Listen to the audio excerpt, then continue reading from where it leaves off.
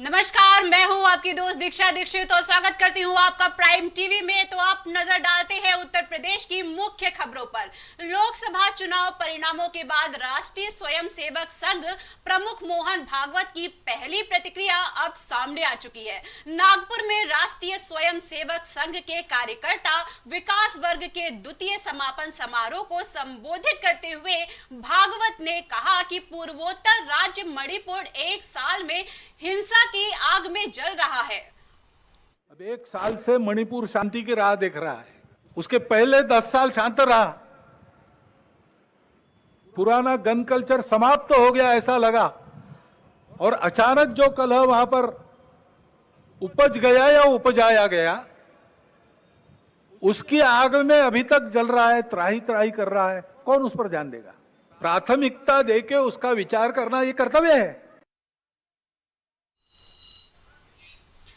मणिपुर एक साल से शांति की राह देख रहा है, इसे प्राथमिकता से करने पर विचार करना चाहिए। भागवत ने अपने संबोधन में कहा कि काम करे पर मैंने किया, इसका अहंकार ना पाले, वही सही सेवक है। संघ प्रमुख के इस संबोधन को केंद्र की मोदी सरकार के लिए बड़े मैसेज के तौर पर देखा जा रहा है। काम करते सब लोग हैं, लेकिन कार्य करते समय मर्यादा का पालन करते हुए उसको करना। जैसा तथागत ने कहा है, कुशलस्य उपसंपदा। अपनी आजीविका, पेट भरने का काम सबको लगा ही है, करना ही चाहिए।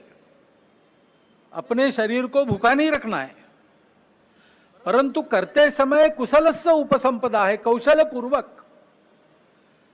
यानी उपजीविका के कार्य में उत्कृष्टता जैसे उस शब्द से निर्देशित होती है, वैसे ही वो कार्य करते समय दूसरों को धक्का नहीं लगना चाहिए। ये मर्यादा भी उसमें निहित है। तो ऐसी मर्यादा रख के हम लोग काम करते हैं। काम करने वाला उस मर्यादा का ध्यान रखता है।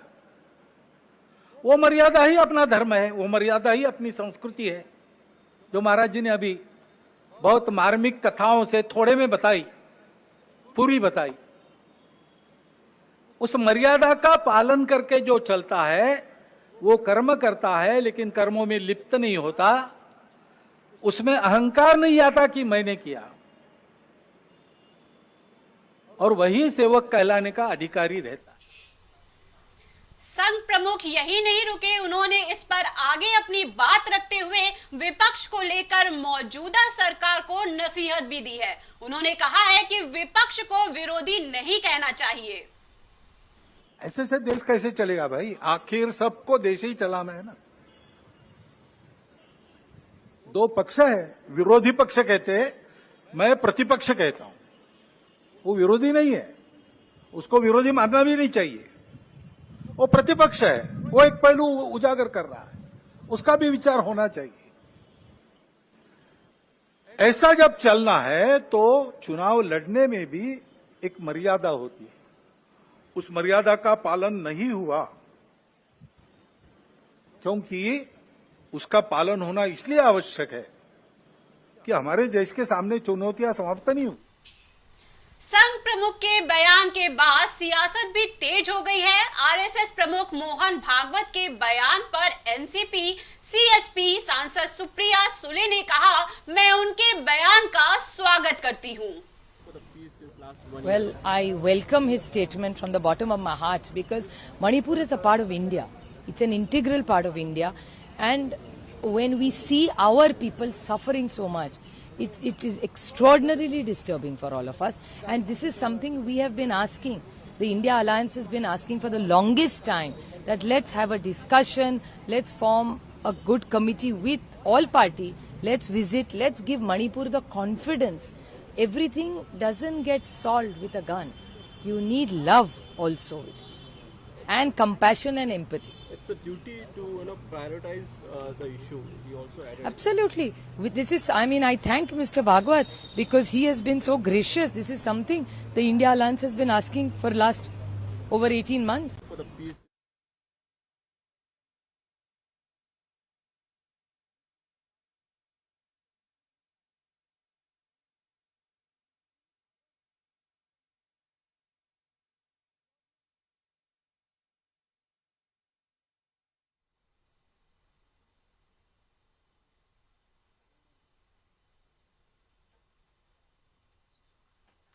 लोकसभा चुनाव परिणामों के बाद राष्ट्रीय स्वयंसेवक संघ प्रमुख मोहन भागवत की पहली प्रतिक्रिया सामने आई है। नागपुर में राष्ट्रीय स्वयंसेवक संघ के कार्यकर्ता विकास वर्ग के द्वितीय समापन समारोह को संबोधित करते हुए भागवत ने कहा कि पूर्वोत्तर राज्य मणिपुर 1 साल से हिंसा की आग में जल रहा है। मणिपुर 1 साल से शांति की राह देख रहा है, इसे प्राथमिकता से करने पर विचार करना चाहिए। भागवत ने अपने संबोधन में कहा कि काम करे पर मैंने किया, इसका अहंकार ना पाले, वही सही सेवक है। संघ प्रमुख के इस संबोधन को केंद्र की मोदी सरकार के लिए बड़े मैसेज के तौर पर देखा जा रहा है। संघ प्रमुख यही नहीं रुके, उन्होंने इस पर आगे अपनी बात रखते हुए विपक्ष को लेकर मौजूदा सरकार को नसीहत भी दे डाली। उन्होंने कहा कि विपक्ष को विरोधी नहीं कहना चाहिए। संघ प्रमुख के बयान के बाद सियासत भी तेज हो गई है। हम बता दें आपको कि आरएसएस प्रमुख मोहन भागवत के बयान पर एनसीपी एससी प्रिया सुले ने कहा, मैं उनके बयान का स्वागत करती हूं।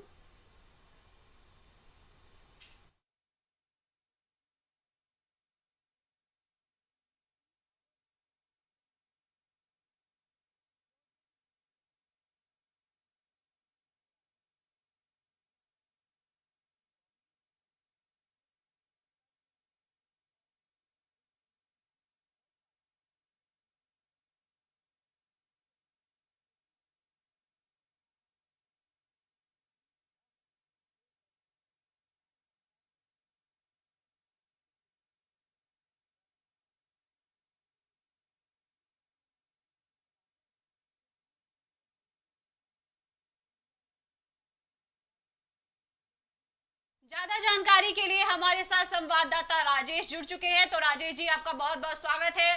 तो राजेश जी, जैसे कि मणिपुर में हिंसात्मक माहौल चल रहा है, उस पर आपकी क्या टिप्पणी है? आप इस पर क्या कहना चाहेंगे?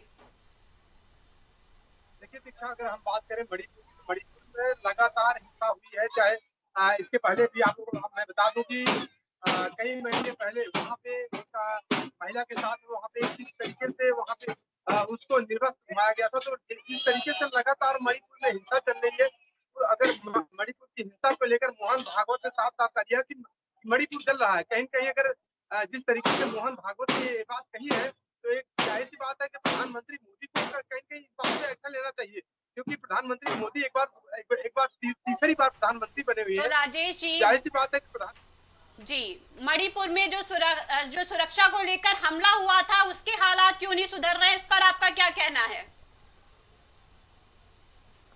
देखिए दीक्षा, अगर हम बात करें मणिपुर में जिस तरीके से सुरक्षा को लेकर जो वहाँ हमला हुआ था, कहीं कहीं अगर देखा जाए तो अगर बात कही जाए तो भारत सरकार की कहीं कहीं नाकामी को दर्शाता हुआ है। क्योंकि जिस तरीके से मोहन भागवत ने सवाल किया है, जाहिर सी बात है कि वो सवाल हमारे देश के प्रधानमंत्री के ऊपर सवाल उठता है। क्योंकि अगर तीसरी बार प्रधानमंत्री मोदी अगर सरकार में आए हुए हैं, तो और मणिपुर जल रहा, मणिपुर में हिंसा हो रही है, तो जाहिर सी बात है कहीं कहीं अगर देखा जाए तो सरकार वहाँ पे नाकामयाब साबित हो रही है। जाहिर सी बात है कि अगर वहाँ पे जो मणिपुर में हिंसा हो रही, कहीं कहीं वहाँ पे सरकार को बिल्कुल विशेष तरीके से वहाँ पे एक्शन लेना चाहिए। जी, सुरक्षा को लेकर वहाँ के हालात कैसे हैं अभी? दीक्षा, अगर बात की जाए सुरक्षा को लेकर, तो सुरक्षा की अगर बात की जाए तो सुरक्षा को लेकर अभी वहाँ पे कोई पुख्ता इंतजाम नहीं किए गए हैं। लेकिन अगर जिस तरीके से हिंसा हुई है, कहीं कहीं अगर देखा जाए तो वो सुरक्षा पे सवाल उठाता है। अगर अब प्रधानमंत्री मोदी को कहीं कहीं अगर देखा जाए तो प्रधानमंत्री मोदी को वहाँ मणिपुर की सुरक्षा को लेकर वहाँ पे एक्शन लेना चाहिए और वहाँ पे कड़ी से कड़ी सुरक्षा व्यवस्था का वहाँ पे कड़ा बंदोबस्त करने की जरूरत है। तो राजेश जी, वहाँ पर आज आप जनसंपर्क में आए होंगे, तो वहाँ पर लोगों का क्या कहना है इस प्रक्रिया को लेकर? देखिए, मणिपुर के लोगों का कहना है कि साफ आज नहीं, बहुत दिनों से वो लोग कह रहे हैं कि मणिपुर में हिंसाएं हो रही है।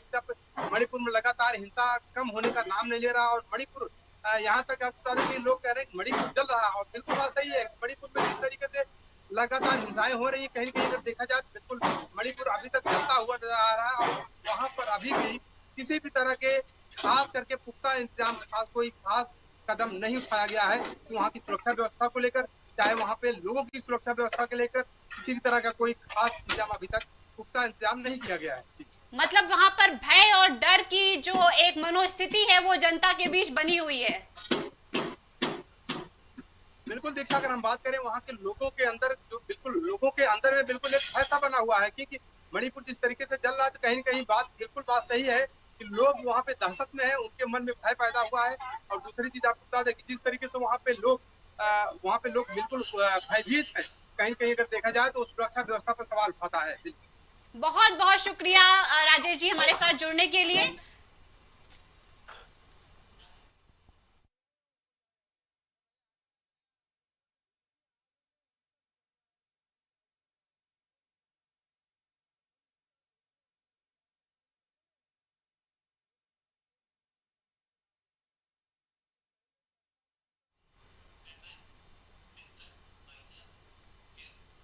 तो आज के लिए इतना ही। बाकी देश दुनिया से जुड़ी हर तरह की खबरें जानने के लिए आप देखते रहिए प्राइम टीवी।